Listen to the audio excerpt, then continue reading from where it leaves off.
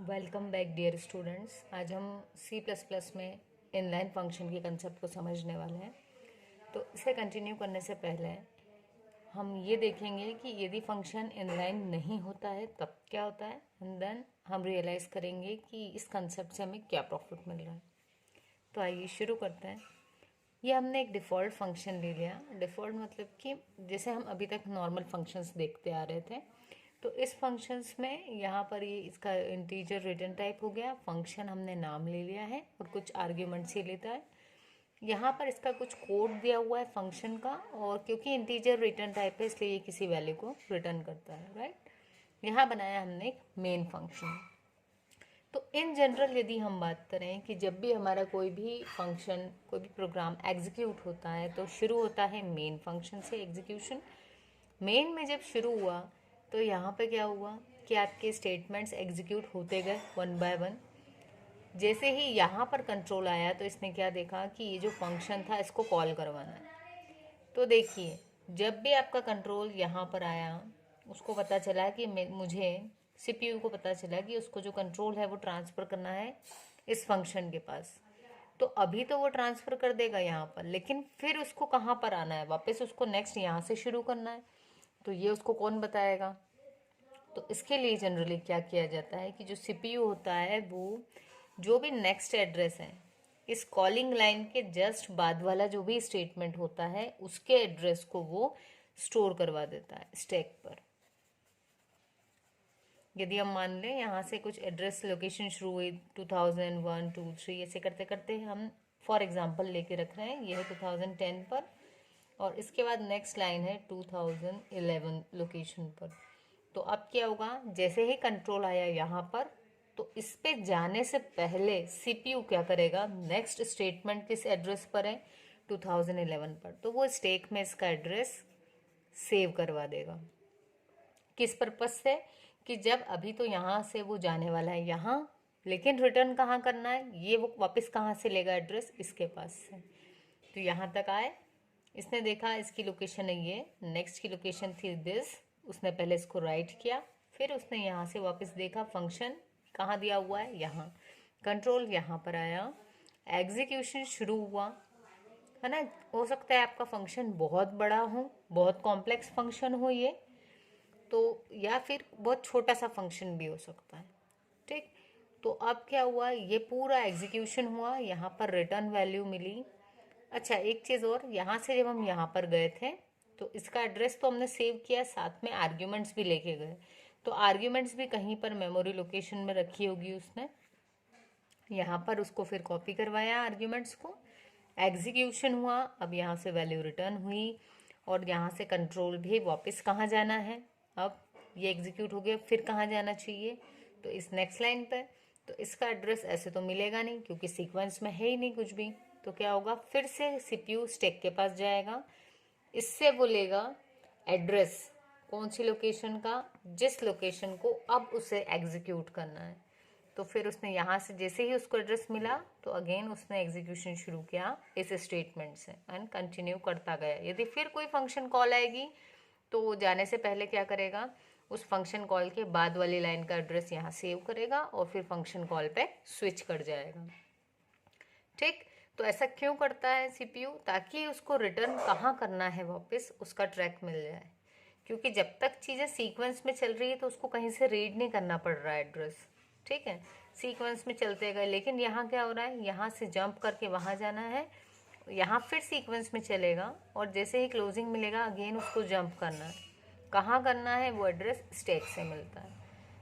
तो जब भी फंक्शन कॉल होते हैं तो इतनी बड़ी पूरी प्रोसेस जो होती है वो बैकग्राउंड में चलती है, जिसमें फंक्शन कॉलिंग के नेक्स्ट वाले स्टेटमेंट का एड्रेस लिखा जाता है, इसमें जो आर्ग्यूमेंट्स भेज रहे हैं वो भी मेमोरी लोकेशन में कहीं कॉपी होती है, अगेन ये जब वैल्यू रिटर्न कर रहा है वो भी टेम्परेरीली सेव होती है, ठीक। और वापस जब रिटर्न कर रहे हैं तो फिर से यहाँ से एड्रेस पढ़ना और वापस उस लोकेशन पर आना, ये पूरी जो स्विचिंग की प्रोसेस है ये परफॉर्म होती है, ठीक है। तो क्या करना है, जब भी फंक्शन कॉल हो रहा था तो इतनी पूरी लेंदी प्रोसेस हो रही थी। तो अब यहाँ पर बात आई कि यदि हमारा फंक्शन बहुत कॉम्प्लेक्स है, ठीक है, मान लिया इफ फंक्शन इज कॉम्प्लेक्स, बहुत लेंदी फंक्शन है, इसमें बहुत सारे लूप्स दिए हुए हैं, बहुत सारी कंडीशंस हैं, जंप करवाना है, सारी प्रोसेस, रिकर्सिव फंक्शन है, तो ये चलेगा जो अभी तक चल रहा था।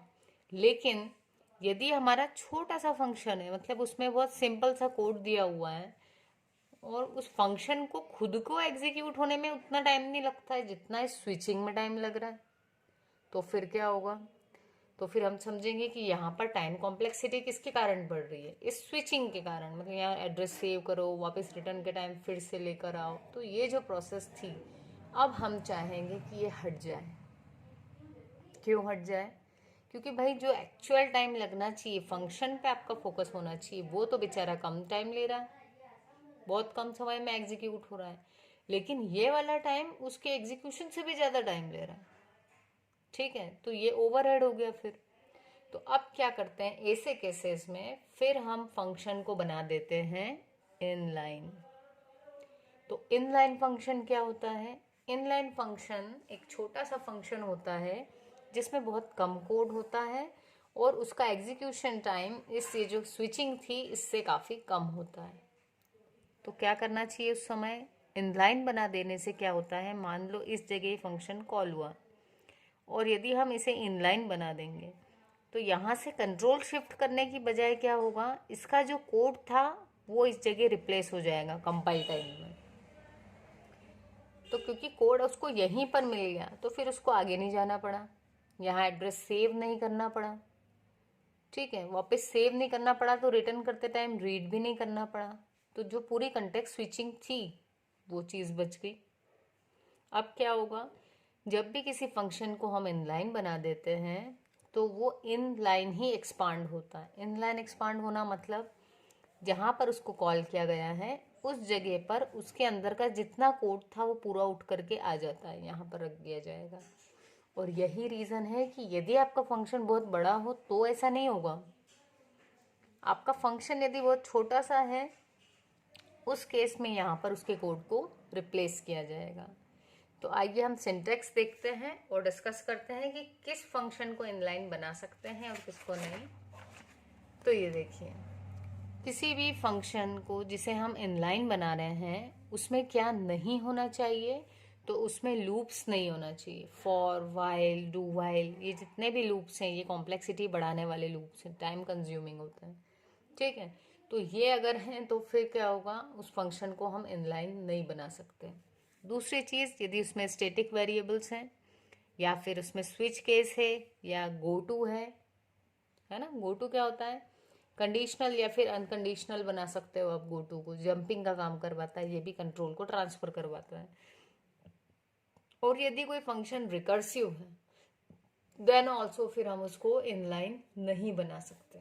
तो आपको ये ध्यान देना है कि यदि कोई बहुत सिंपल सा छोटू सा फंक्शन है जिसमें ना लूप्स हैं, ना स्टैटिक वेरिएबल, ना ही स्विच और गो टू, और ना ही वो रिकर्सिव फंक्शन है, इन दैट केस हम सोच सकते हैं कि ऐसे फंक्शन को इनलाइन बना दिया जाए।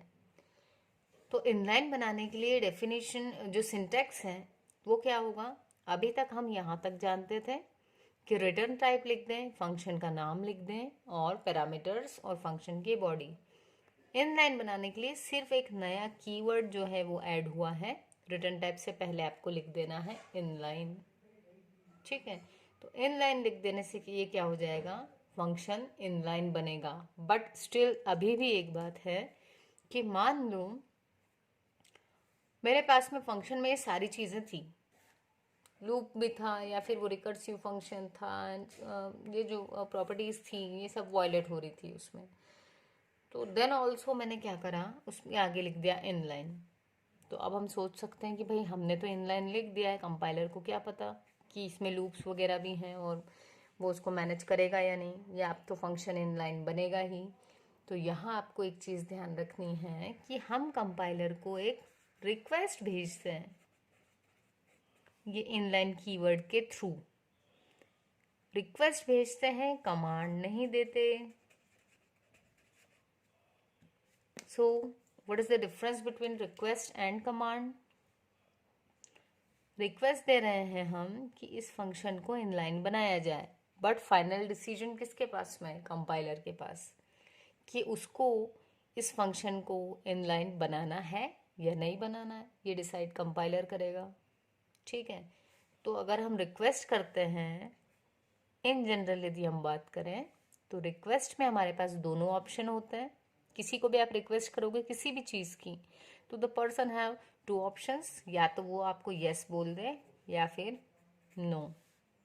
ठीक, तो यही चीज़ है यहाँ पर, हम इनलाइन के लिए रिक्वेस्ट देते हैं, तो अगर वो ये चीज़ों को फॉलो कर रहा है कि फंक्शन में ये चीज़ें नहीं हैं, इन दैट केस तो वो यस बोल देगा compiler, okay let it be an inline function.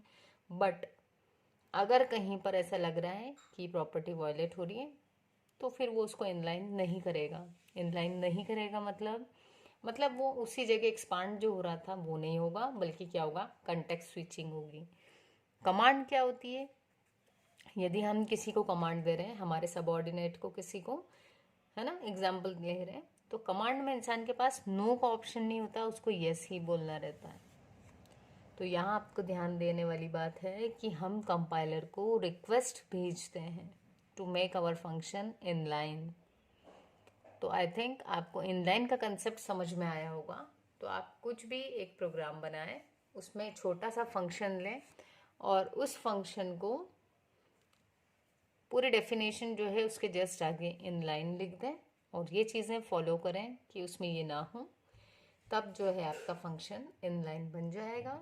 And second thing, class के अंदर जनरली हम जितने फंक्शन को डिफाइन कर देते हैं इनसाइड द क्लास, जो मेंबर फंक्शन डिफाइन होते हैं वो बाय डिफ़ॉल्ट इनलाइन कहलाते हैं। ठीक है, so this was all about inline function.